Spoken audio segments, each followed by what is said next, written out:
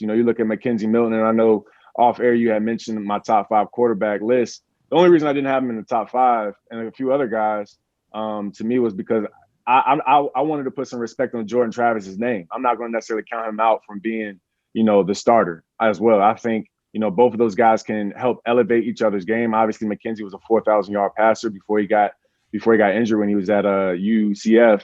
But I think they can help the room. I think that's going to be a great addition to that team, and obviously the leadership role that he's going to bring. But, I think Coach Norvell did the best thing by getting some veteran pedigree guys that have already tasted success in their own right at different schools. You look at I think Jermaine Johnson, the defensive end coming over from Georgia. He's a first round talent, and I feel like he's one of those guys that he gets down there with Coach Hagens and the D-line coaches, and I feel like he can be someone that can really make a difference. I think Florida State just needs confidence. Hey guys, it's Terrence Mann. You're listening to Hear the Spear, presented by Noel Game Day. Go Noles. Hey, what's up? This is Peter Ward, aka E-Dub, in the house. We're listening to Hear the Spear, presented by Noel Game Day. Go live, go Noles. Hi, this is Charlie Ward, and you're listening to Hear the Spear. Go Noles. This is Terrell Buckley. You're listening to Hear the Spear, presented by Noel Game Day. No Bloody. But perhaps better known as the greatest corner to ever step on a football field, Deion Primetime Sanders. Great Deion Sanders, my brother. What's going on, man? I could wake up to that greeting every day, man. That was awesome. Hello, Noles fans. This is former Seminole Derek Brooks, and you're listening to Hear the Spear, presented to you by Noel Game Day. James Wilder Jr. What's going on, James? Thanks for having me on. SSOD, Florida State or Die, and go Noles. William Bar None Floyd. Gentlemen, what's up? Just to let y'all know, I'm rushing for 1,000 when I get up there. So I'm just to let y'all know that off the top. 1,000 touchdowns. Off the top. No, see, you think I'm joking. You think I'm joking. I said 1,000 touchdowns. Like you're being sarcastic. There's no way possible. You're gonna have a nice 10-year career in Canada. Thank you. Thank you, Dustin. See, supportive. All right. Even Nate didn't say nothing like that. Thank you, Nate. What is happening, guys? This is Logan Robinson from Hear the Spear, presented to you by Noel Game Day. We are here on this beautiful late Thursday evening this week. We just got done with a crazy interview with EJ Manuel, incredible guy. Came on here and spent 30 minutes with us. Really busy dude, too.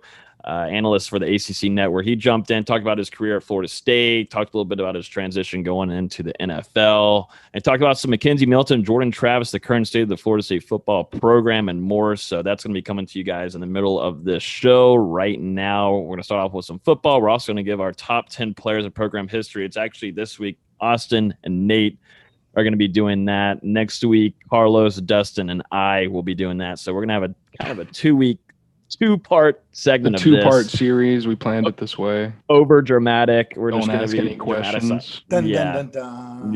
And then we'll end it off with basketball with Austin, since we're coming back. Leonard Hamilton's coming back with life here, second round of coming back from the COVID-19 quarantine. With me tonight, Austin Veazey, our lead basketball writer. Karlos Williams, 2013 national champion, said he's going to run for 1,000 yards in the CFL this upcoming season, is with us. Nate Greer, our lead recruiting insider. D-Lou up above, hanging out with us, lead writer and editor. Oh, let me put this. And then me at the bottom. I'm just hanging at the bottom. 1 second left. Gentlemen, what's going on, guys? Let's get going. What do we got? How's the week been? Busy week. It's been a tough one for all of us. Busy week. Busy week. Very busy week. We just started, and my wife is already looking at me with the evil eyes. She's looking at you, laughing because you know it's true. Hey, man, I feel you there. Quick, man. We'll make it Thank quick. you, Dustin. Now you finally know how I feel. I just don't have a kid yet, but I'm like halfway there. Oh, the kids are cool. My wife give me the evil eyes. Just tell her to sit back, listen, and get some entertainment, man. You know what I'm saying? Oh, you're her favorite. She's waiting for you to say something wild so she can laugh. Then I'm going mute. Maybe we'll line her up as a special guest. I love Los wants that. Los does not want that. This his whole family. Get a behind the scenes life of Karlos Williams. Yeah, exactly. Y'all want to make some money? Y'all want to make some money? If y'all want to make some money, y'all grab a camera and we can film right now, and we can make bucket loads. Let's get into it. So let's jump into it. Yep. I mean, let's talk about the big topic of the week. This is all we got to work with. But McKenzie Milton can't run. What's going on? Is the Twitter world freaking out? Is he crawling? What's happening? It seems like everybody's just it's over. It's done. It's now just he should just leave the program because he has a brace on and during probably a 2-hour workout session. Yeah, the amateur knee doctors have a lot of opinions right now. I will say that I do agree with James Coleman. Some things should just not be put out there. But the follow-up video of him just feasting on UCF's defense, I think should put an end to any debate of a 2-second snippet of a video. I think that is just asinine and complete overreaction from Florida State fan base to that situation. Which, I mean, it's nothing to do with Florida State fans. They're thirsty for anything to talk about. Yeah. It's not even a 2-second clip, and you don't even know what drill they're doing. Like, come on, relax. To me, it looked like they were doing cone, like he was doing cone drills. Yeah. Which if you're just coming back from a gigantic knee injury, you're going through an entire workout. Are you supposed to look like you have makeup on, like beautiful, like everything's just going great, everything's wonderful, though? It's like, God dang, man. If that's the point, then I want them looking terrible. I want him throwing up while he's running. Damn it. I said in the group chat, his arm is fine. His mental part of the game is just as good as ever. And like Karlos said in our group chat, that I'll take that. Any athlete that's ever had any knee injury, you get a kid scrapes get a scab on their knee. They're barely don't want to touch their knee alone. This guy had surgery, of course, and he's going to be in a knee brace. It's going to take time for him to adjust and run and move. How do you think I looked whenever coming back from my ACL injury when I was having to walk down the side of the road? Like freaking terrible. I mean, it was awful. Why were you walking down the side of the road? Trying to find after ACL surgery. Trying to find things. I've had 3 ACL injuries. 3.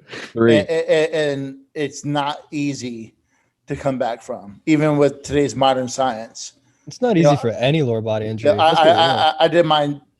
I'm not going to age myself, but I did mine 25 years ago, which is just crazy to think. And then, God almighty. Yeah. So I did mine, a long time ago. So, some of you guys weren't even freaking born yet. The gray beard shows it. Don't worry.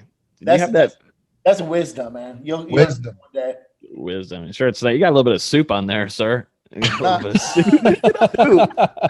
That's all gray, buddy. No, but I got to jump into this one because Karlos made a comment why I didn't say anything funny about the CFL. With James Wilder and Kenny Shaw getting picked up. I hope you don't get a lot of time in the CFL. I kind of hope this is for you a building block back into the NFL.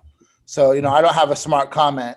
I hope this is more of a transition in a time for you to get a chance to show the abilities are still there and that you can build it into another shot in the NFL. So I hope you rush for a grand. I hope you crush it. So who's going to rush for more? You or James? I mean, to be honest with you, I looked at James' stats yesterday when it was on Twitter yesterday again, and I was like, that's a really, really good rookie year. They would consider it. I mean, almost rushing 4,000, having close to 2,500 yards all purpose. Different game there. I mean, the field's bigger, and I mean, to be honest with you, I'm faster than James. Open field. I mean, athletically inclined.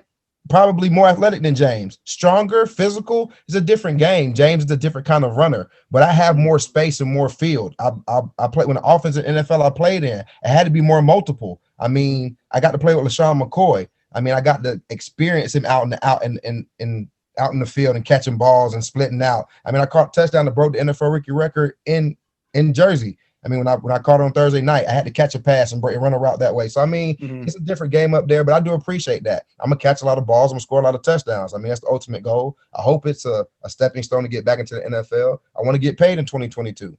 I mean, that's the ultimate goal. I mean, the ultimate goal is to take the opportunity, seize the opportunity, and play. I hope we see Edmonton. I mean, I hope it's a great game. It's a matter of fact, it's a lot of guys that's gonna play. Ermin Lane, Naquan's gonna just sign. Yeah, with y'all. I mean, it's a lot of people. I mean, it's a lot of guys up there. A lot of guys we played against in the national championship. I know Nick Marshall's up there in Saskatchewan. I talk to him frequently on social media. I mean, he was excited and reached out when I got signed. Chris Rainey from Polk County's back in BC. I mean, it's just a lot of guys that I know personally that I've been around and seen and played throughout the years in the CFL. It's actually going to be pretty exciting to see with football coming back. With 2020 shutting down, they haven't had football in a year. I mean, we get emails and fan letters and stuff like that. They're really excited to have football back in the Great White North. It's going to be fun, man. It's really going to be fun. Yeah, y'all got Nooney Burry, who we've had here on the podcast. You also have Martavis Bryant, who I think is a freak athlete. I wish things would have worked well in Pittsburgh, but an absolute freak. And then it's got you at running back. And you also got just signed Kelly Bryant. Obviously, we know him from his time at Clemson. I'm excited. I'm now definitely an Argonaut. I'll be watching. We'll be here talking a lot about it, but I can't wait for the season. I want to go back to this video too, because we got our first chances to see Jermaine Johnson too, who looks like an absolute physical freak too. Looks like he's in shape. We saw a few pictures of Fabian Lovett that he posted on his social media, and he looks really in shape. I don't know if you guys were able to see that, but he came in weighing quite a bit, but he's looked like he slimmed up a little bit. Even Robert Cooper in the background looked a little slimmed down. But you know, I just want to see it in the spring. I want to see it on the field. Absolutely, yeah. I know we talk a lot about how they are during the off season, and guys are looking big and whatnot. But they're putting in work. Putting in work. You know, tour duty is going really well. You know, the camaraderie, the team first mentality is there, which you know it hasn't been the last couple of years. So it's good to hear. Absolutely. There's a lot of accountability between the players. So you know, that's what, you know, talking to the guy today, and you know, he mentioned that, you know, everyone's back, everyone's working hard. You know, the just the difference between the accountability from last year, the difference between the effort. So you know, hopefully that can just continue to carry over into spring. And one thing too about Coach Storm's last little tidbit here, he's I remember watching him during October, and he calls it Squat-tober, where he every single day is squatting. There's one kind of squat workout that he's doing, and it's a good amount of weight too, but it's nonstop squatting. He works on, and this is being implemented too, from what we've heard a lot in the tour of duty and workouts, building that base and frame that is going to last you. That's going to help you in fourth quarter. It's going to help you be able to get off the block, make a block. Building that base down there, I think, is really important before anything else in football. Correct. That's pretty much mainly the quick hitters of the week. Nate, there was just a note on the NCAA and them having some recruiting. What are they doing now? They're recommending to push the dead period back. It was going to be lifted up in April. I don't know the exact day, but the plan was to lift it up. And yeah, go ahead, Nate. I was just going to follow up with what you were about to say. You know, you and I have been hitting it real hard with these recruits, and they've been expecting to start visiting again in April. And, you know, I just think it's, you know, it's not really fair to these kids, man. You know, you can have fans at the games. I fully understand safety. You know, I had a COVID test today. You know, there's negatives. You know, I understand the impact of it in my line of work. At the same time, you know, it doesn't make sense why kids can't visit a school. And a lot of these kids are getting frustrated that, you know, they try to make these lifelong decisions and they can't even step on campus. Brutal. It's ridiculously brutal by now. I mean, honestly, I know we were in Florida, but I mean, things are about back to normal here. But I understand maybe if you're in Ohio or you're in California, like, well, maybe I haven't gone to a restaurant or whatever. But I mean, at some point, I mean, April you get tested. Now you can do it. You can do it in like 15 minutes. Now you can get tested in 15 minutes. You sit there and then you get your results. And why can't you do that for a recruit and then maybe two parents or whoever, two other people that he's bringing?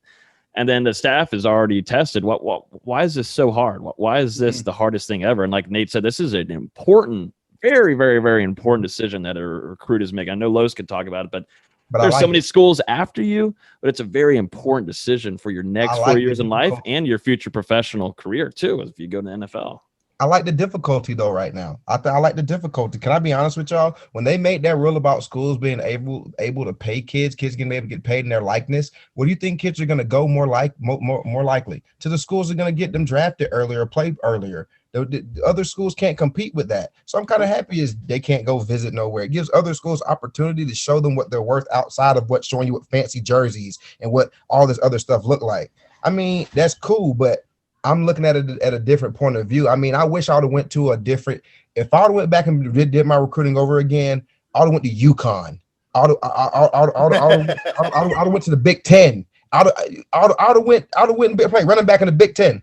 Rush for 4,000. I would have been like the next Ron Dane. Come on, why not? Why take myself and go compete with 1,000 5-stars at Florida State when I could have been the only 1-star at Nebraska? Why not? Why? Hey, wouldn't it make you better though? So that when you get to the NFL, do you really want to surround yourself with corn? If my ultimate goal is to be picked at the highest pick, I'm gonna go where I can dominate and play the best football I can possibly play. Los, real quick. Can't follow up on that point. I talked to a kid last night who kind of said that same thing. He's gonna be a possible top 100 kid in his cycle, and he mentioned, I don't understand why all these people are going to these super sack teams. I'm going to go somewhere where it doesn't matter where it is, where I can go and just play. Why not? I honestly, to be honest, this generation that's coming out now, they're more me driven. I want to be about me. I want my money. I want this. Me. So if I could go back, I would say what's best for Karlos. Like, I love the camaraderie. I love the fact I had great teammates. You heard it with EJ tonight. You love the fact that we stayed connected. I love that. But if my brother would have went to LSU, I would have went to USC. I would not have been in the state of Florida. Like, it was luckily my brother, we grew up Florida State fans, no-blooded through and through. Like, we just wanted to stay close to home together. Like, my brother led the way. I followed him. But, like, no, I believe what that kid is saying is true. Follow your heart, kid. If you feel like you want to go somewhere for you and you're going to play early for you, you don't got to go to Bama. You don't got to go to LSU. You don't got to go to Florida. You don't got to go to none of those schools. Go to where you can be the most productive. You can get the best out of yourself. So you can put yourself in positions for you could be successful.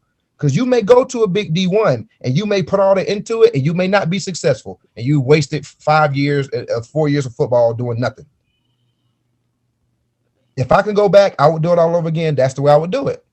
My boys want to play football. Hey, son, you don't got to go to Florida State. It'll be lovely. I would cry tears if you go with Florida State and wore 9 and did all. It'll be beautiful. Oh, it'll be great. But at the same time, you got to go what's best for you, because one day you're going to have a family. You're going to be in a position where you got to take care of this. Like, you got to go do what's best for you, like your entity. It's different.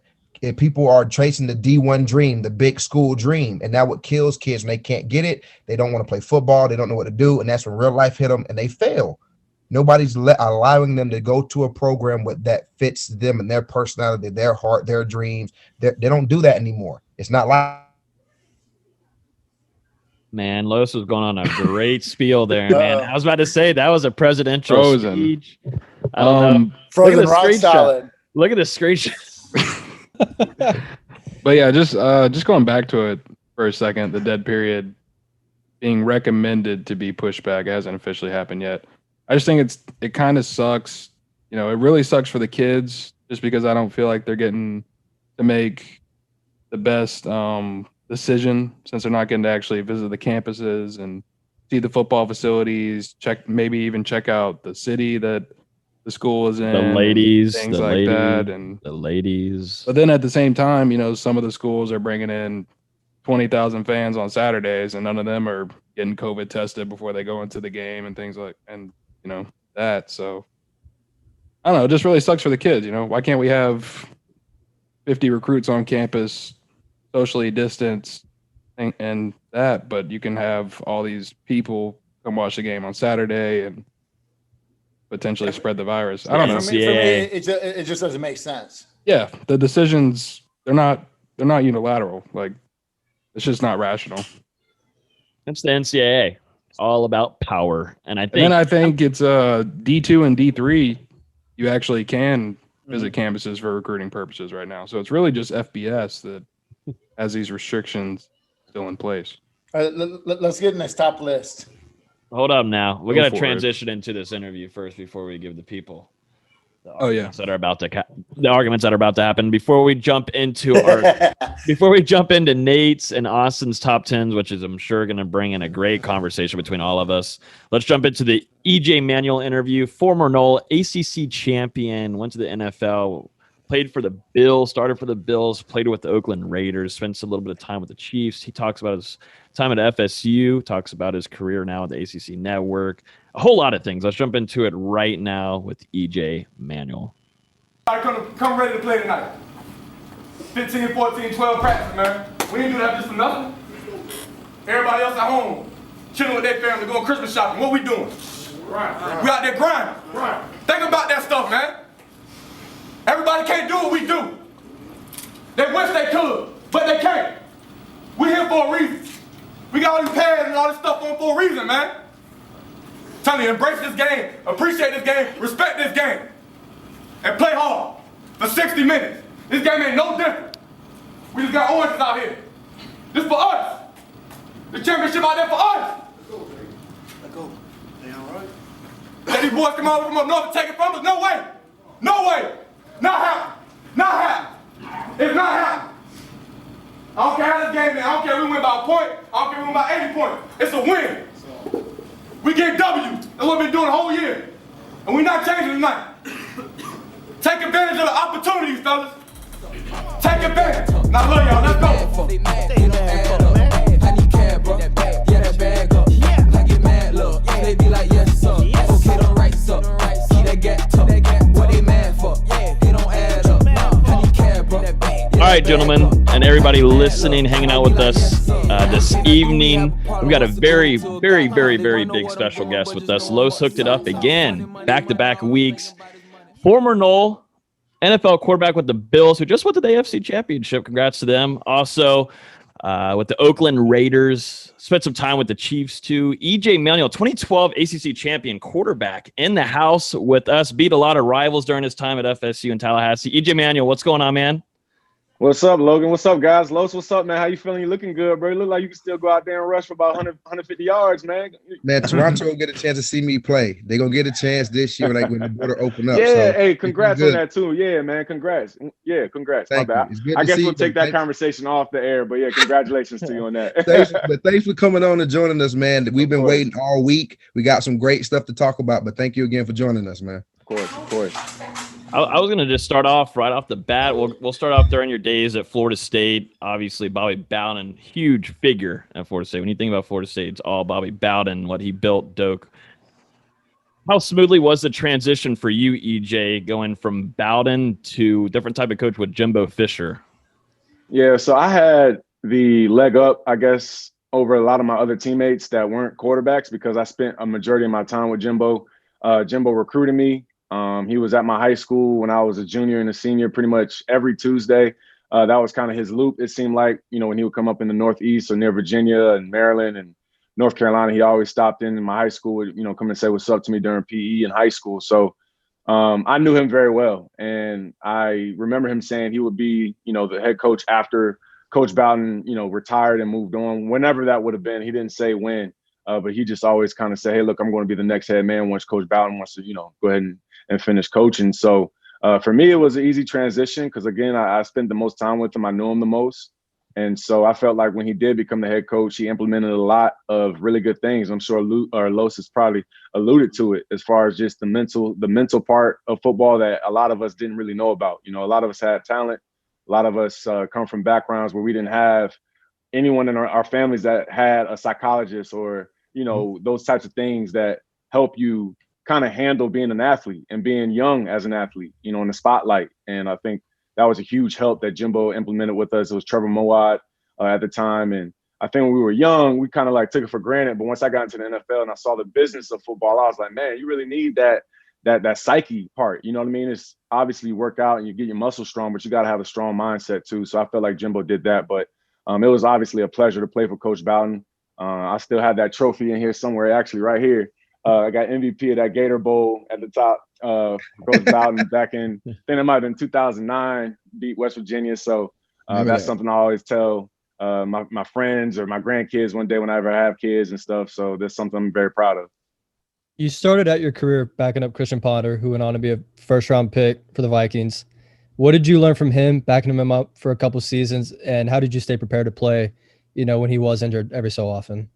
Yeah, I think the biggest thing I learned from Christian was how to prepare.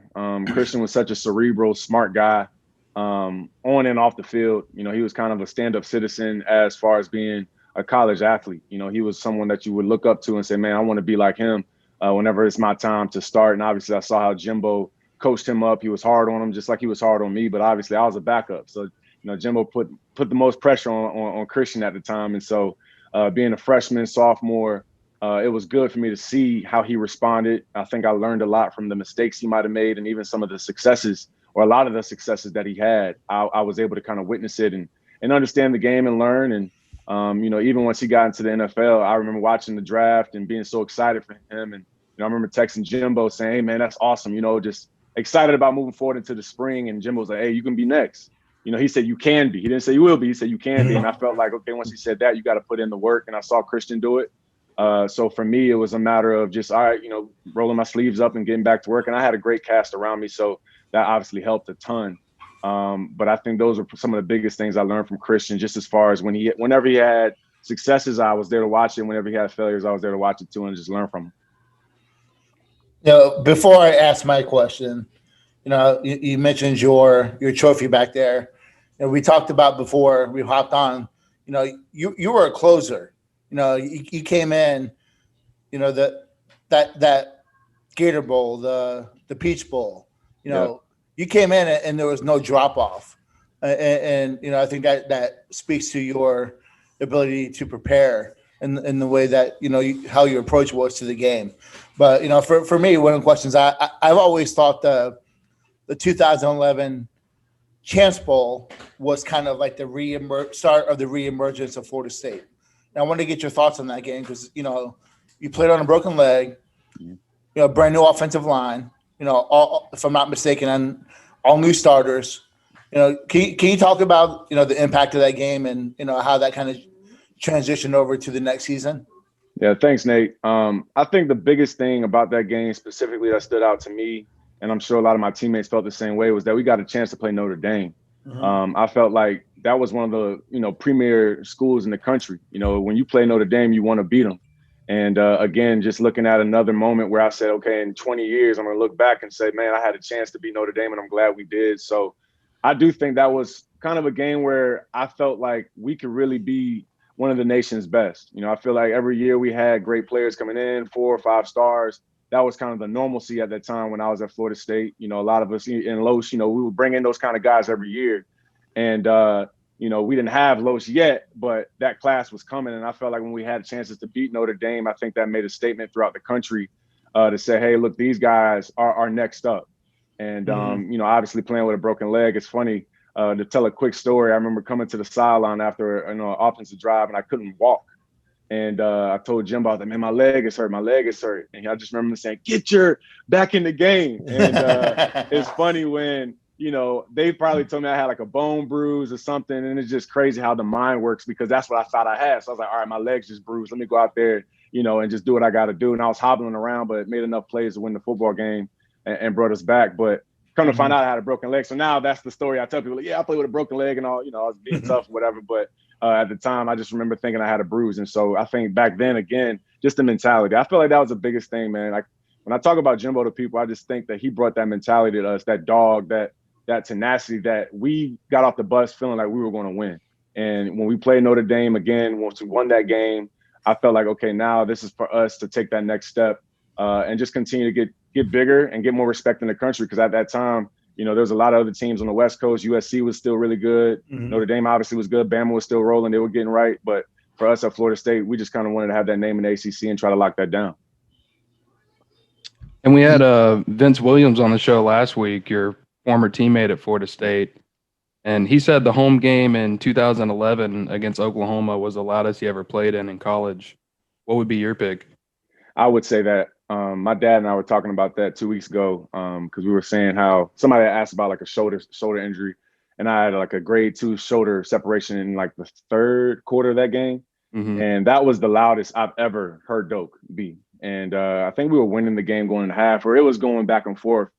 And we obviously lost it in the second half, but that was probably the loudest I can remember it being. I remember Clemson games in Doak were always loud, obviously Florida games, but that Oklahoma game specifically, I could feel our fan base. They wanted that one. Obviously, us as a team, we wanted it too, and we didn't earn it. But that was one of those nights where, okay, you felt the legion of Florida State. You know what I mean? You felt the Noel family out there, and I even felt like the crowd, like the stadium was kind of swaying a little bit. It was so loud. So I don't think I had heard a louder stadium even once I've gotten to the NFL. I don't remember it getting louder than that.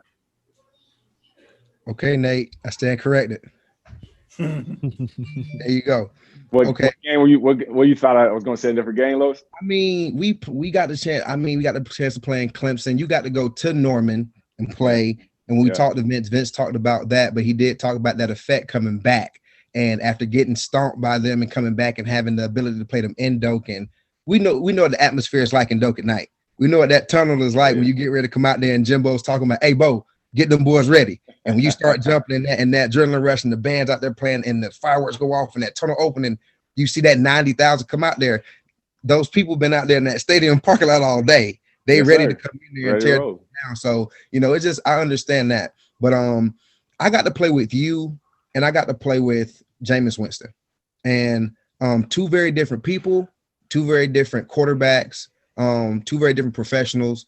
I got to watch you lead us to an ACC championship playing on a broken leg, being very humble, very, very meek about it. But you were very captivating when you stood up and took a room. You led us to an ACC championship the first time Jimbo won one. You led us to a BCS bowl game the first time we had been to one and won one since you had been there. And then the very next year, after being drafted in the first round, Jameis Winston, as a redshirt freshman, goes and win a national championship and the Heisman Trophy. Tell us about the emotions that goes through that from having great success and then having somebody come right behind you and having what some would say bigger success. Yeah, Los, thank you, man. You know what, as far as when you put it that way, as far as bigger success, I think I was probably Jameis's biggest fan because, he had a lot going on, man. He had a lot going on off the field. That situation he had going on. So I was more in awe of how he responded. Like he was playing so well week in and week out. And not only that, it was his first year. He was a redshirt freshman. That was his first experience. And I remember being in Buffalo, coming back home from practice or whatever to watch the first game versus Pitt. And I don't even know if he missed a throw, honestly. I think he might have been, 95% completion percentage, something like that, something crazy. That throw, Shaw was a completion, by the way. Right. But I just know he had a nearly perfect game his first game. And so that's when I knew, man, Jameis is the real deal. And for me, I think I was just more excited for you guys because I felt like had we not lost that NC State game and then later in that season lost that game versus Florida, we would have been in a similar position. Maybe we wouldn't have made it to the championship, but we would have definitely had an opportunity to say something about it late in the year had we not lost that game specifically to NC State. So I think for me, the one thing about me, man, this, Lowe's, there's no hate in me, bro. Like I'm happy for everybody and whatever capacity that success comes from, because also success comes in many different forms. Jameis obviously became a first round overall pick, won the Heisman, won the national championship, had a chance to win 2. And, that's his success. But just how you are now a father, you know what I mean? You're a husband, you know what I mean? True. I'm proud of you, you know what I mean? So to me, I just think success comes in so many different forms. I was extremely happy for him. And also the supporting cast that you guys had around him, I think helped him too. And I'm sure Jabo would tell you that the fact that you were there on the defensive side, Telvin Smith, Christian Jones, Eddie Goldman, Timmy Jernigan, T. Brooks, LaMarcus Joyner, like so many different players on both sides of the football. So for him, it's amazing you speak on that with Jameis, how you're proud of that the success after that. Because a lot of people were like, Los, you were great back at Florida State. I'm like, I was straight. I played with Cookie. Right. Man, y'all had to understand what kind of work this man. Like last week, you guys heard we talked about how was AB. Man, nobody outworked AB. Like nobody. I don't care what man, nobody outworks him. Like nobody outworked Cookie from the time he stepped inside the locker room at the Moore Athletic Center. He was the guy. And we knew it. We just had to find a way to get him on the field faster. Los, teach him as much as you can, as fast as you can. Okay, because I want to win again. Right. Like I guarantee if EJ had another year, it was like, okay, I had a BCS at an Orange Bowl. Let's go get a Rose. Like, you know what I'm saying? It was that taste for it again. We wanted to go from Dallas to Dallas when we started off with Oklahoma State. We had tasted it. We just didn't have enough. Like it was not enough. And so I love to hear you talk about you like to see that success linger on and go on and push on, because I felt the same way about Dalvin and Cam and Jaquez coming after me, and the back's there now. It feels good to see it. Yeah, and Los, I want to kind of compound on that. Like, obviously, it wasn't just me, man. My year, it was Bjorn went in the first round, Zay went in the first round, Big Tank went in the second round. It was a bunch of us that got drafted. Menelik went early. Moody, Vince, everybody got drafted that year, right? So I felt like you young guys saw us had that success. And then I felt like you guys had that hunger. You guys had that vision of like, all right, this is how you get to that level. And I felt like y'all had that dog in you from us. You guys were still young. Y'all, a lot of y'all were freshmen and sophomores. And so that following year, even that O-line I had my senior year, a lot of those guys were young. Stork, Trey, Cam, Josue, all those guys were young. Bobby, Bobby was like 18 years old as a junior. Bobby, you know what I mean? Like, what are you doing? Like, how are you in college at 16? Right. To me, I felt like that was where I was more proud, because I saw my little brothers go up and grow and win a national championship on a huge level and in an amazing fashion too. That was a great comeback game. And even to see the maturation in KB, talk about Kelvin Benjamin, you know what I mean? Like, when I was there, he was good, but he got great the following year. When Kenny was there, he was good, but he got great the following year. When Rashad was there, he was good, but he got great the following year. Same with Nick O'Leary. So, I mean, so many great players. I know I'm missing guys and forgetting names, but for me, man, there was no sense of feeling like, oh, I should have won the Heisman. Nah, I was completely happy with what happened to me. I ended up being a first-round pick, changed my life in a moment. And so, obviously, there was no hate inside me, bro. I was extremely happy and still am for James. I talked to him earlier or last week. Actually. I got to slide this question in for you, because we asked Vince last week. We asked about undiscovered talent that you played with while at Florida State. Give us one or two guys that you was like, they didn't have enough opportunity, or they just went under the radar of undiscovered talent. Are you saying that translated into the NFL, or just while you were at Florida State that didn't matter, never got a shot, or didn't translate into the league? Like a guys that were like exceptionally talented while being at Florida State. Mr. Alexander was a diamond in the rough. You know, he was a guy that went under the radar. Terrence Parks was a guy like that as well. Yeah, that's tough, man. Yeah, TP. One of mine would have been Brandon Jenkins for us, because B. Jenks was at that peak. Mm-hmm. You know what I'm saying? He could have been best. I'm gonna say right after Everett Brown, and then he hurt his ankle. He was never the same. I'm gonna say Jermaine Thomas, bro. Like Jermaine was one of those guys. When I was a freshman, I was redshirting, learning. Jermaine was out there playing. You know what I mean? Like contributing at a high level. Same with Jarmon Forson. You talk about guys that came in and were great players off the rip, and you know whatever circumstances might have happened, and that it didn't necessarily translate to a long pro career. But those two guys specifically. I remember Ty was the same way, another running back that was extremely great when he had opportunities to play. And obviously I know I'm on the offensive side, defense. I got, those are the enemies in practice, but those three guys specifically, I remember them being freshmen, or us all being freshmen. They had chances to play, and they had, they performed well as young guys. Transitioning over a little bit to the NFL, can you walk us through that draft process? Did you think that Buffalo was going to be the team, or were you talking to other teams, leading up to the draft, or, when did you know that it was going to be Buffalo? Yeah, I thought three teams, Buffalo. I had a good feeling about the Jets, who ended up taking Geno in the second round. Also felt pretty good about Philadelphia. Chip Kelly was there. He recruited me when he was at Oregon. Maybe Kansas City at that time. They took Patrick Mahomes a few years after me, but I felt like I had a really good meeting with Coach Reed, and who I ended up signing with before I decided to, forego football and take the job with ACC and ESPN. So those four teams, I think when I knew the Bills were going to take me was draft night once they traded back.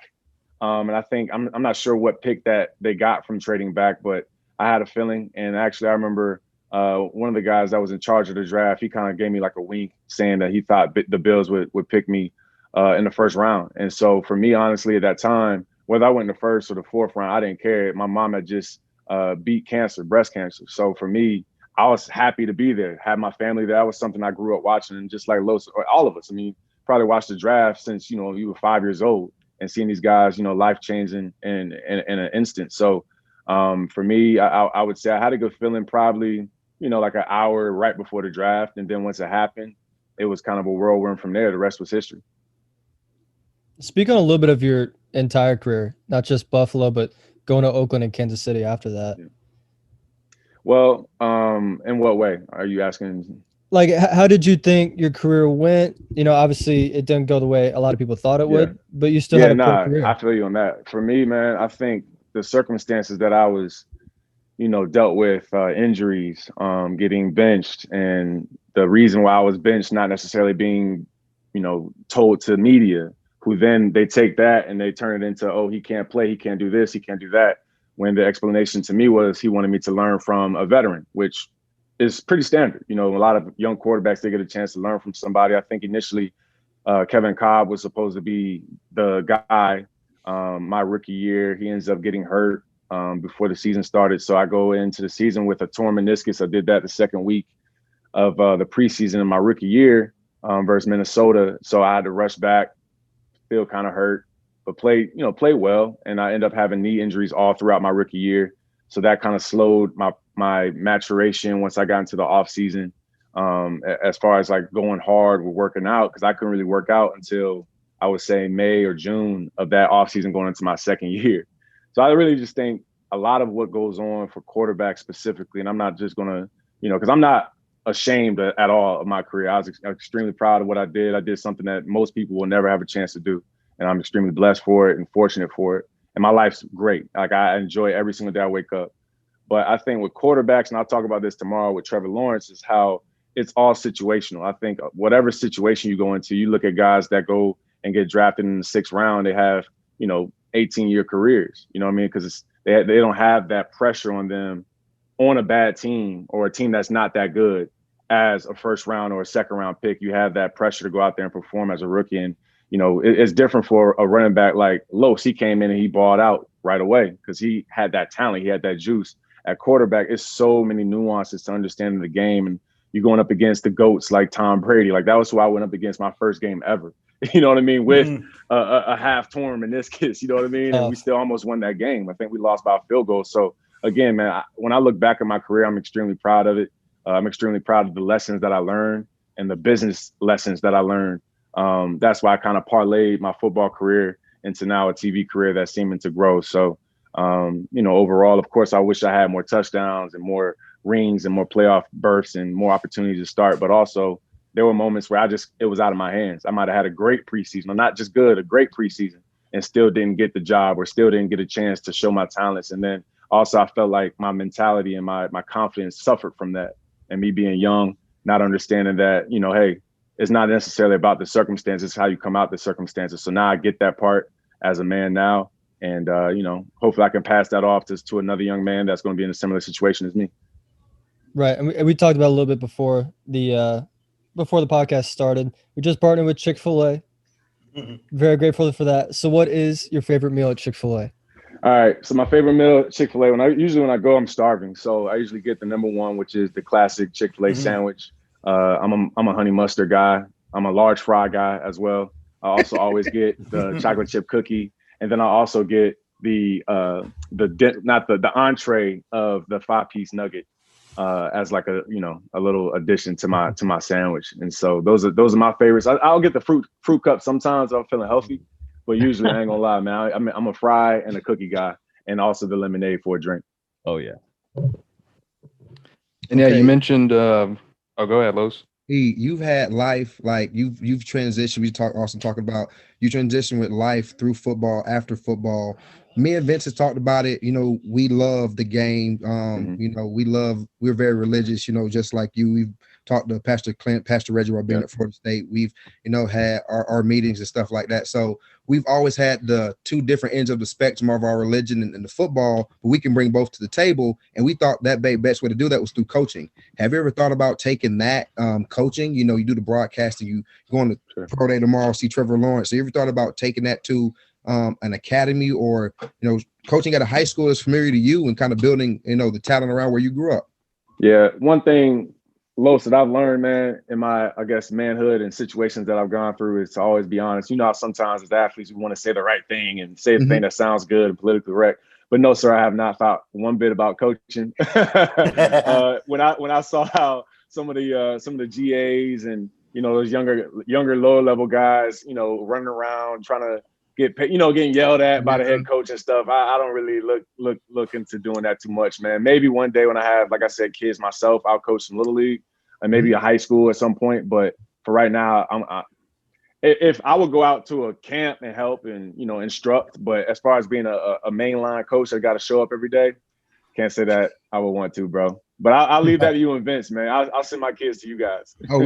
We get to high school together soon. Me, John, we get into high school together. EJ, so before we let you go, we want to get your thoughts on Florida State in 2021.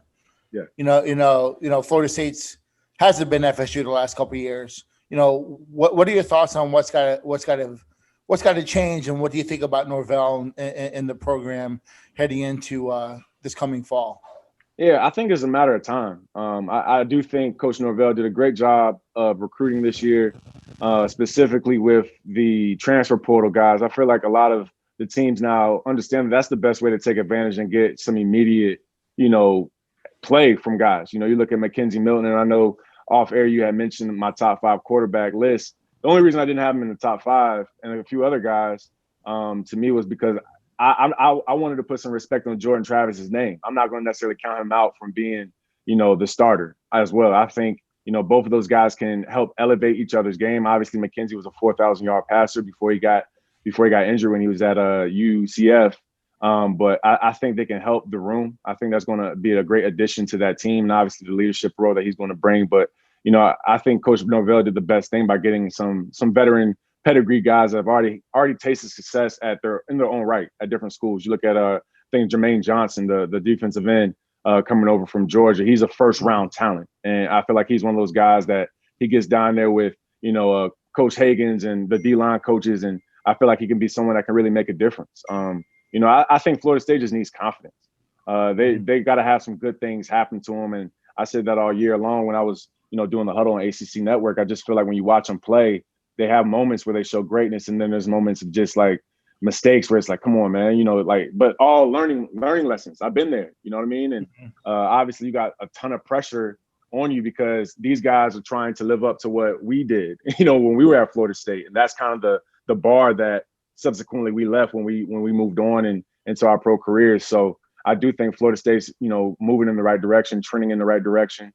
I think really it starts at the quarterback position. If they have some guys that can really protect those dudes and give them opportunities to get the ball down the field, I think that's when we'll start seeing Florida State rack up some wins. Agreed. Yep. It's going to be interesting. The whole quarterback battle. There's a lot of battles all over the place. I think that's what Mike Norvell has. Yeah. And let me just say this before you go, Logan. It was tough because obviously my first year I was taking Florida State pretty much every weekend, but then we started talking trash off air. And we're doing this who's winning and losing, all that kind of stuff, in the pick 'em. And there were certain games I was like, I want to take the nose, but I don't know, right? But hopefully this year, man, they could go ahead and go out there and do their thing. And, again, I just think it's a matter of confidence because they have the talent, they have the players, they have the coaches.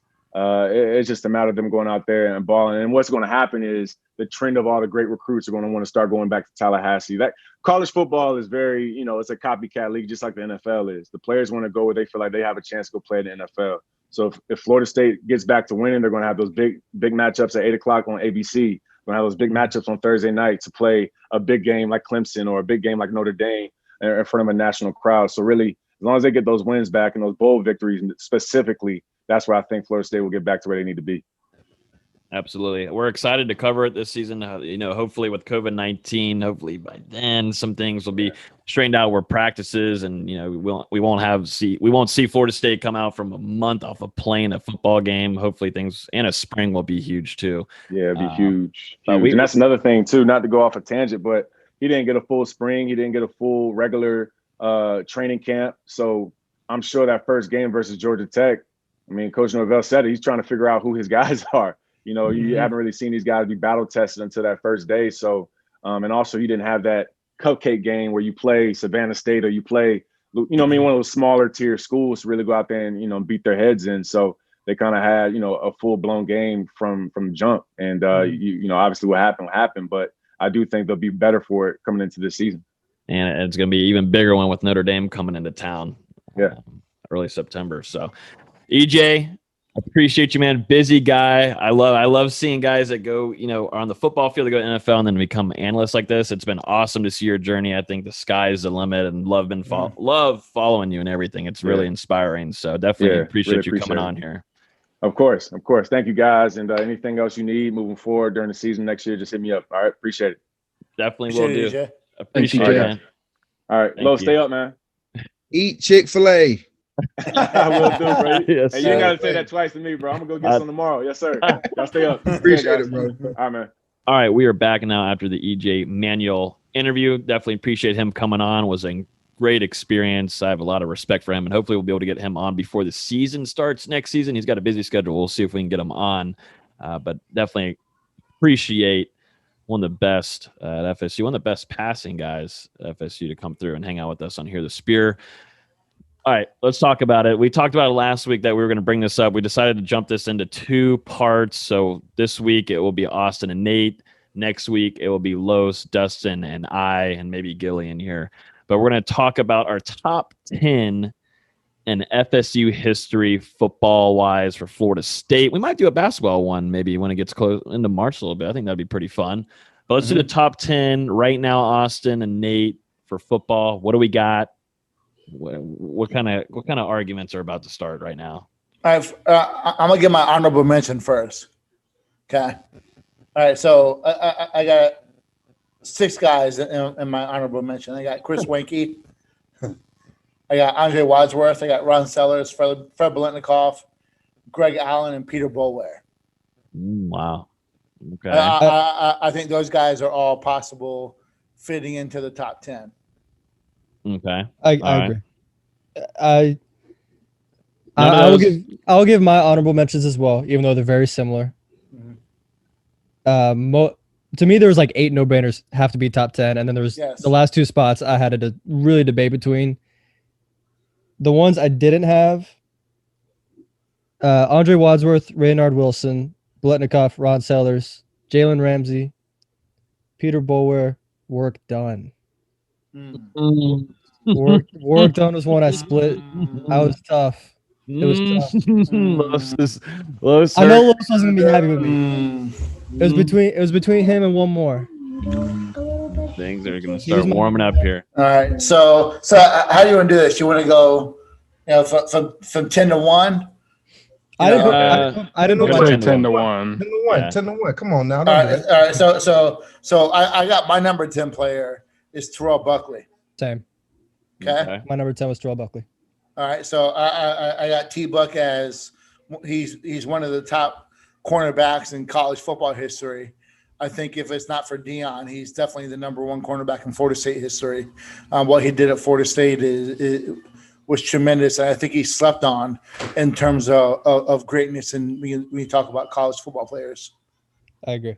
Just what he did for Florida State, the accomplishments are there, the awards are there.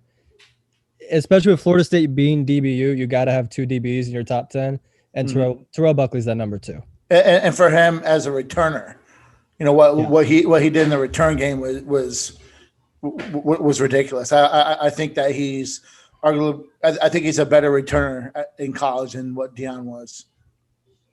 I don't disagree. I mean, to me, it was a coin flip between him and Work Done for me. Like you could go either way. There's a lot of guys you can debate between. I just think what Buckley was able to do at that position was just slightly more impressive for me. For number 9, I got my all-time favorite Florida State player. I got Wart Dunn. Okay. You have to fit him in the top 10. From the time he stepped on campus, he was a major impact player. What was the leading rusher for a long time in Florida State history. Went on to a lot of success in the NFL. I think he's a fringe Hall of Fame player. For me, he's got to be in the top 10. My number 9 was Chris Winkie. Just because you can't overthink it. He's a Heisman winner. Mm-hmm. A Heisman winner has to be in your top 10. Yes, he had the greatest college receiver and the most electrifying, maybe college player ever. But he's still a Heisman winner. You got to put him up there. I agree. Got to have a Heisman in there. I know. Kind of the NFL debate. For me, him losing Oklahoma. Yeah, kind of hurts that a little bit. I feel that. Peter Wark, if Laverne Cole stays at Florida State. Say it again.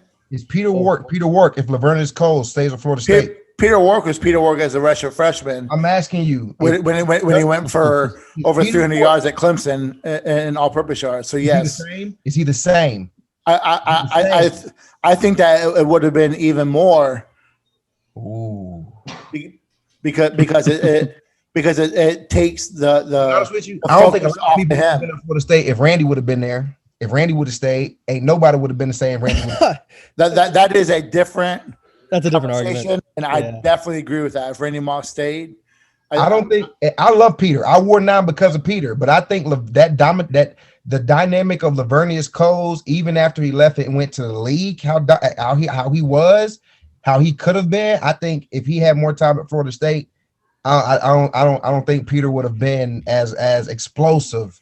He wouldn't have been one of the greatest, most elusive of all time because he would have legitimately shared that time. I do think that Lavernius was a better pro too, because he came in as a running back, moved to receiver, and he gained experience in that position in the NFL. And Chris Bolden's the same way. So I think that eventually Lavernius would have been on that level. He just wasn't experienced enough at that position. Okay, y'all on number 8. I got Ron Simmons. That's who I had at 8 as well. Just because he's before my time, but most of his records still stand today. He speaks for itself. The work. Yeah, he's on a different level. He was the one defensive lineman that could separate from everyone else. Like Florida State's had some great pass rushers. We named them Boulware, Andre Wadsworth, Raynard Wilson, but it was hard to separate one from another. Cameron Wimberly. Yeah. Wembley, DeMarcus Walker. Like we can go on and on and on and on. The two guys that went, they went to what's his name? Wembley went to Cleveland. That same year we had another one that left too. We had Everett Brown, Bjorn Werner, Brendan Jenkins. What was his name? It was Wembley, and somebody else went that same year. Darnell Dockett. We had Darnell Dockett. Dockett was a monster too. And after number 8, this is when things get fun. This is when it gets elite for me. Yeah. So for number 7, I got Dalvin Cook. Oh, okay. I think Dalvin Cook is one of the best running backs in college football history. I think you put him behind a Wisconsin offensive line, he shatters every single college football record. Easily. I think he rushes for 8,000 yards. I think honestly, between him and McCaffrey, them two are two of the best all-purpose backs to ever touch a football in college football. Yes. I mean, all-purpose. Like I've never seen Bo Jackson catching Bo Jackson didn't have hands like that. I've never seen him really catch balls like I've seen Dalvin or Christian catch balls. But I've seen both their body of work, and yeah, I agree with you, Nate. Those two are two of the best all-purpose backs to touch a football in college football ever. Dalvin's the best running back in ACC football history. Yeah, I love hearing the Travis Etienne and all that kind of junk. That's great for how many yards, but he was there for a good long while, guys. So that's not really that's not even an argument. I think we talked about that article last month. That was just a silly thing that was brought up there. But skill wise, it's just not even close. And at the end of the day, that's what we're talking about. You can talk about numbers, what Etienne did. I mean, look at the state that also Dalvin Cook was playing in compared to Clemson's offensive line and Florida State's offensive line. It just wasn't even. It's not even close. The skill set is just ridiculous. I think I agree. He most certainly should be in the top 10 because he's Florida State's best running back. I think it's that debate of Barry Sanders versus Emmitt Smith. You put Barry Sanders behind that Dallas offensive line, he rushes for 25,000 yards. Mm-hmm. That NFL record would be untouchable for forever. And that's probably what we're going to see with Cam Akers too. I think with the Rams, he's going to have a long career with them, and he's going to get paid. I mean, they found, hey, I don't need Jared Goff really that much no more. Let's just give it to Cam Akers for about 75% of the game. So, who do you have for 7? I also had Dalvin 7. Much like you guys said, he broke all of Florida State's rushing records in one less season than Work done. Mm-hmm. That's so impressive, and that's partially the reason why I didn't put Dunn top 10. No discredit to him at all, but just because of how great Dalvin was, and he was the offense for 2 seasons, and he didn't really get a lot of carries until halfway through his freshman season. Yeah, exactly. If you think about and that, still rushed for 1,000 as a freshman. Mm-hmm. Yeah. Sorry, I mean I gotta get. I mean. Oh no, you deserve them, Los. You deserve the carries. Just don't forget me, Logan. I can't touch the ball. You also can't race me. I mean, but we knew it was going to be special, though. I mean, like we said, we knew, like EJ talked about Jameis. Man, we knew Dalvin was going to be good. We wasn't stupid, man. Mm-hmm. We was in the meeting room with him. We trained with him. We knew, like, hey, I can't. Hey, when this man get in the film room, RG, you might not be playing. Like, you might not get snapped. Hey, MP, you better start playing, because if he start getting the ball, he might not stop. Luckily, I can do a lot of things. I can go line. I can run the ball when nobody. I'm the situational football, and Jimbo taught us that. He taught us big situational football. I got lucky. I was the only big back in the room at the time. To me, the fact Jimbo played a true freshman running back with the talent y'all had, that tells you everything you know about Dalvin Cook. Mm-hmm. He was good. Number 6, I got Derek Brooks. Oh, I had Marvin Jones. I flipped linebackers with you. You're out of your mind. You got Shade Tree at 6? You're out of your mind. It was tough for me from here. Shade Tree at 6. It was tough for me from You're here. disrespectful. It was tough for me from here. I don't know who's on your list right now. D Brooks is phenomenal, Hall of Famer. I think he's definitely an elite college linebacker, but he's even better in the pros. For sure. Get on, Karlos. Better got 5 more good names, Austin. Easy. Karlos, please. I will put Shade Tree up there with LeVar Arrington. I'll talk about Shade Tree when I get there, Karlos. Like, talking about for me. Yeah, he's better. He is, but like LeVar was nasty at Penn, dog. He was. Shade Tree was even better. Shade Tree. Okay. Different. All right. Now, number 5, I got Jameis Winston. I had Derek Brooks 5. Okay. Part of it's recency bias for me. I fully admit that because I'm younger. Mm-hmm. Okay.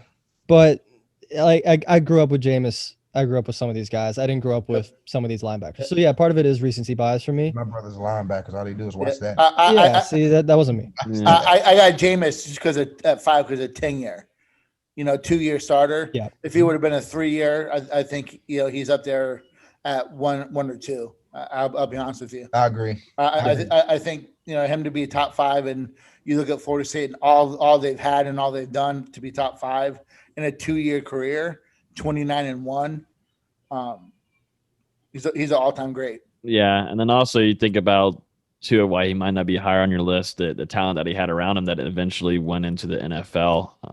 But he also made that talent better, though. For sure. As a leader in the locker room, yeah, most certainly. And changed. And that was something Vince said too last week. He mentioned that, they weren't as big of leaders as this 2013 team was, like the freshman, like Jameis Winston was coming in. Number 4, I got Charlie Ward. I had Jameis 4. For me, Charlie Ward is, when I was, in high school was when Charlie was, I'll never forget that game against Notre Dame. I was at a friend's house and I was physically ill after that game. But Charlie is phenomenal, man. He's ahead of his time. Like if he played in today's game, be ridiculous.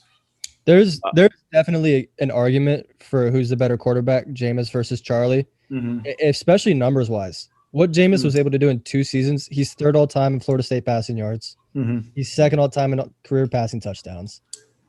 Whereas comparatively, Ward's 10th and 6th. Yes, part of it's different eras, for sure.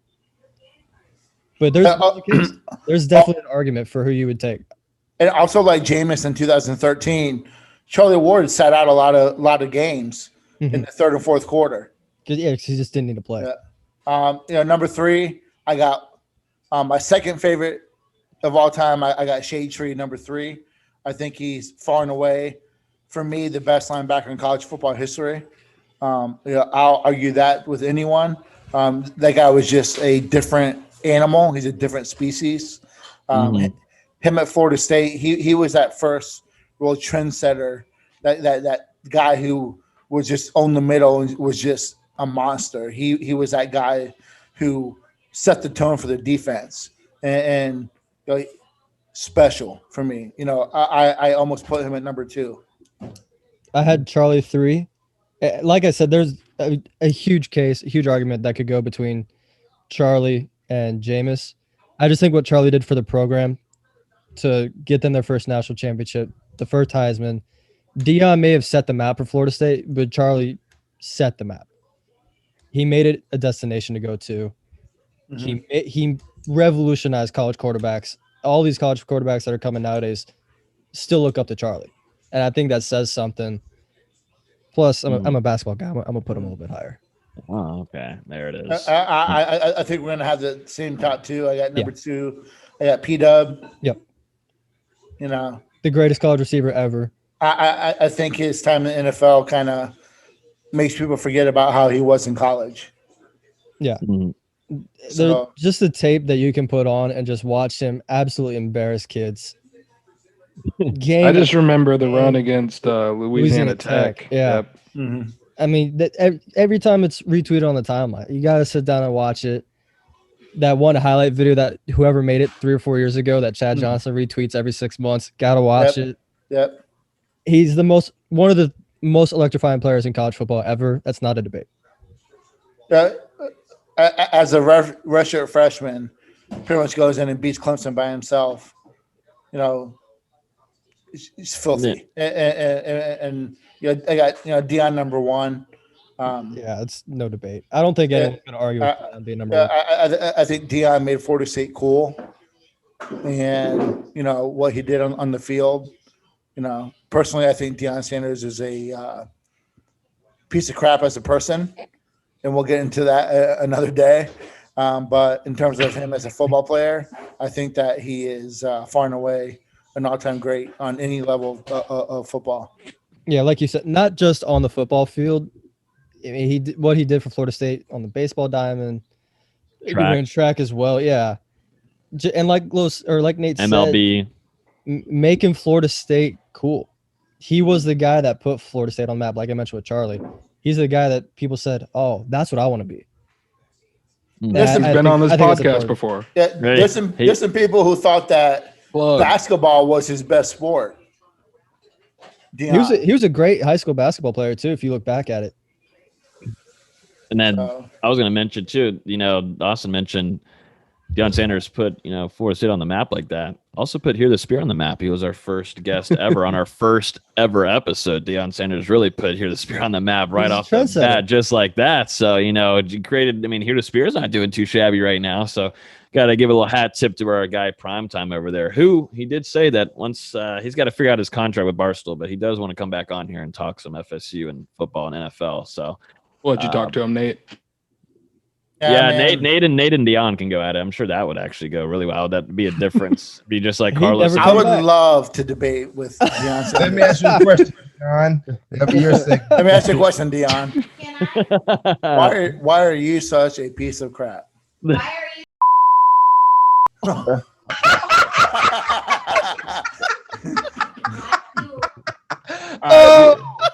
Hey guys, you guys listen to Hear the Spear, presented by Noel's Game Day, sponsored by Chick-fil-A, West Tennessee Street, Tallahassee.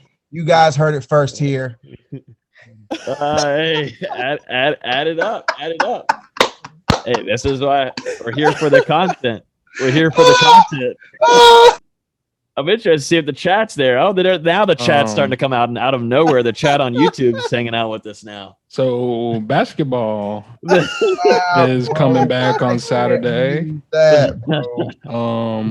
Wake Forest coming to town. Austin, what you think about that? I'm crying. Hold on. Hey. Oh my God. You know who I also want to have back on here is Corey Fuller. Corey Fuller joined us for about like 6 months on the show. He brought on a lot of guests too and helping that, and he was really great. I talked with them a couple of weeks ago. We gotta have Corey Fuller back on here too, because he's just got like that football mentality. He's a funny guy to be around though. He's real funny. I'm trying to like deter what just happened, but I'm bringing it back. Before we jump into basketball, Man, she's great, man. That was classic, man. That was classic. Before we jump into basketball, any arguments from the three that didn't give their list? Hold on. One guy I wasn't going to put on there was Leroy Butler. I thought about him too. Mm-hmm. There's a lot of recent guys that, like, not even since Leroy Butler, that made such an impact on Florida State since 2010 that you can give a slight argument to. What do you guys think of that list? I think your list was good. I just shade tree it. Anything under 4. Again, for me, I fully admit recency bias. It's because it's been my brothers played linebacker. Yeah, and I wasn't a defensive guy. Watch linebacker highlight. I'll be honest. I did not give a damn about defense until Telvin came through. I'm gonna be honest. He made it exciting. He did. He was so much fun to watch. He's my favorite Florida State football player ever. Are you growling at me? You should just go watch Shade Tree highlights, man. I'm surprised Corey Mangum didn't make the list. Whoa! If we're doing a bottom 10, he's number 1. Hey, honestly, though, I kid you not. I was sitting in my phone. I was like, I wonder if I could make a not top 10 at Florida State. Yeah, he number 1 on not top 10. How was that kid an All-American? Oh, JJ Constantino. JJ Constantino. JJ don't count because he didn't start. No. I'm mad at Austin because if he was smart about it, he would have put at least JJ in an honorable mention because of his girlfriend. Because Austin is in love with JJ Constantino's girlfriend. Okay, let's be real. I mean, who's not? Single man at Florida State is not in love with Karina Rosario. Let's be real. No. I've never seen her. Oh, I've never seen her. That's a lie. Let's make sure we get a screenshot to Nate here so we can get a live reaction. You want to change that right now? Austin, you worked on that podcast. Someone sent me a DM. Whoa, not her. Austin. Oh, another Austin. I have no idea who you're talking about. Austin, you give Nate a screenshot. Dustin, you lead us into basketball. Are we finally back now? It feels like forever. Once again, round 2 that we don't get to see Florida State basketball play. Are they going to come back as strong like they did in their last break? Like, holy crap. Sounds good, Dustin. He's talking Are you talking to me? You're giving the Dustin. This is when we know Dustin's not really listening to the podcast that he's on, not just listening, but he's on. Dustin, lead us in while Austin gives a picture of a pretty girl to Nate. And Dustin, lead us into basketball. We're back, baby, finally. Yeah, I mean, obviously it's been, almost 2 weeks now since Florida State's last game, and they're finally out of the COVID pause going into Saturday afternoon's game against Wake Forest, who has been one of the teams near the bottom of the ACC for most of the conference season. Who'd they beat a couple weeks ago, Austin, when they were just hitting threes? Was it Pitt? Let's be honest. Wake sucks. I don't want to talk about Wake Forest. They've beaten Miami. They've beaten Pitt by 1 after Pitt beat Duke. And they beat Boston College. This team sucks. I don't want to talk about them. Let's talk about Virginia on Monday. It pays to be a quarterback at Florida State. Is that your reaction to JJ Constantino's girlfriend? Are they still together? I'm looking at it. I don't think so. What?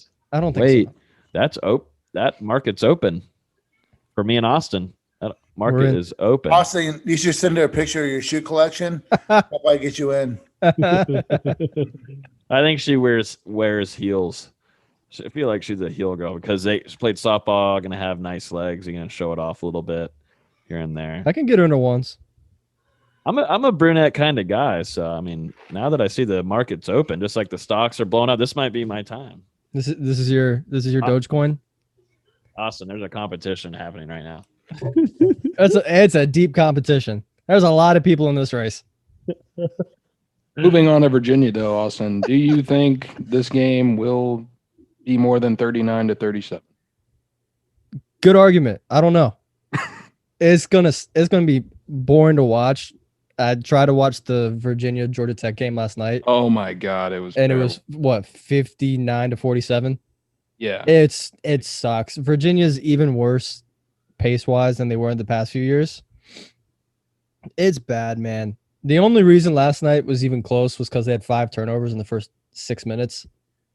Really, with Virginia, if you're turning them over, if you're hitting threes like Florida State wants to do, you have a good chance of winning. They got smacked by Gonzaga earlier in the year by 20. They lost to San Francisco early in the year, 60-61. But they've grown a lot since then. Trey Murphy's emerged as a really, really good NBA prospect for them. I've talked to a few people who think that's their best NBA prospect. Out of all the talent they have there, from Jay Huff, Kihei Clark, whoever you want to list, a lot of people really like Trey Murphy there. It's a good team. They were my prediction. They were my prediction to win the ACC at the beginning of the year. This is the biggest game of the season for both teams. Just because Duke and Carolina fell off, and because Florida State's gotten no road games this year because of COVID, this is the biggest game for both teams, and they're going to have to play like it on just one day of rest. Florida State's 1-0 on Big Mondays so far. Had that big Louisville win early in the year. Now they're going to have to do it again against a Virginia team that needs this win for a resume. I'm excited. It's going to be fun. I thought Dustin was going to talk. Dustin, we are talking basketball. I was about to say something, but I got a text message right when I looked at my text message. We're just falling off the rails. Late night here, the Spear. I shouldn't say it's going to be fun. Nate's wife said something. I don't know. I shouldn't say the game's going to be fun because anytime you watch Virginia, it's the definition of not fun. But it'll be interesting. We'll put it that way. I'm just so glad that I'm excited for basketball now coming back because I need it. Football is over.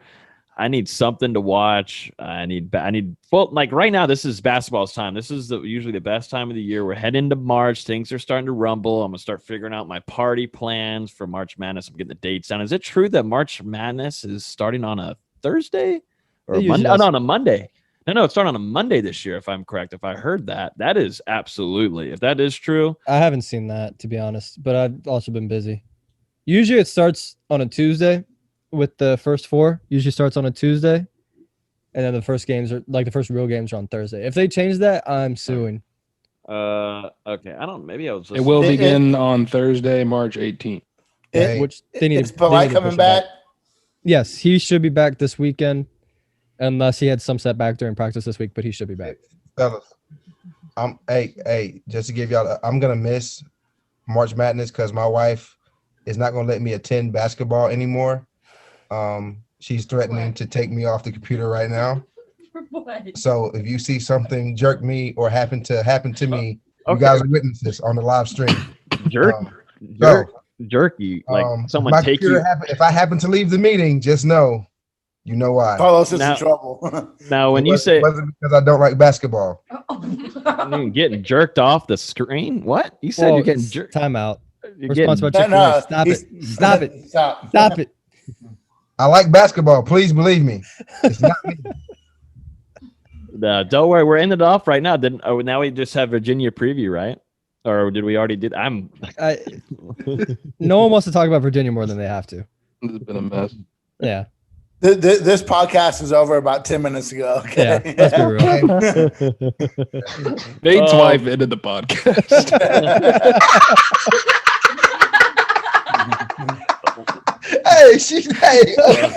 I'm happy somebody said it but me. Because that right there, man, that's great. I'm still thinking about what she said. That's great radio right there, man. You don't get no better than that. Oh my God. Well, I think that's going to do it too. It's 10:36. It's late. We know now that Here the Spirit can't go past 10 o'clock. So we figured that out. That's why hopefully next week we'll be back at 8:30. I think I can say the guest. I'll just say LA Charger. We'll just throw that out there. LA Charger is going to be joining us. Oh, man. Next week. Bolt up, baby. Bolt up. Bolt up, baby. Bolt up. Bolt up. I'm excited to have him on. I don't know if I can really say it. I don't have the double confirmation, so I won't do that. I'm going to start to stay professional, but Next week, we'll be having him on, hopefully, and that's going to pretty much do it. You can always listen to Hear the Spear on iTunes. Hey, just remember before you sign off, Travis Hunter, #1 player in 2022 class. Please come on the podcast. Did you get him to respond yet to come on the pod? Not yet. Working on it. Right now, it's not. Travis Hunter, come on the podcast. It's a busy man. Keep putting the gas. Keep putting the gas on the fire, baby. With the guests coming on, man, we've been hot lately, even though it's been 2 weeks. But shout out to EJ Manuel. Thanks for listening. You can listen on iTunes, YouTube, Google Play, Spotify. Hit that subscribe button, guys. If you're listening on iTunes right now, we haven't had a new rating in so long. I'm desperately crying for one right here. I'm just sitting here with tears coming down my face. If you could give us a review, leave 5 stars. And Lowe's, tell them to hit a 5-star rating. Tell them right now. Listen, go and fast forward to Nate's wife comment, and boom. That's prime time radio, people. 5-star, baby. 5 stars, baby. I don't know if they let you say that on the radio.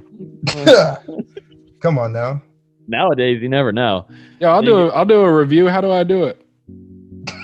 You haven't even done one for us, you asshole. Jesus. I bet none of them on here. I bet none of them on this show have either. So that's nothing new. That'd be Dustin's first time for the show. Thank you guys so much for listening. Y'all have a great rest of y'all's evening. We'll see y'all next week at 8:30 Thursday night. Appreciate y'all. Deuces.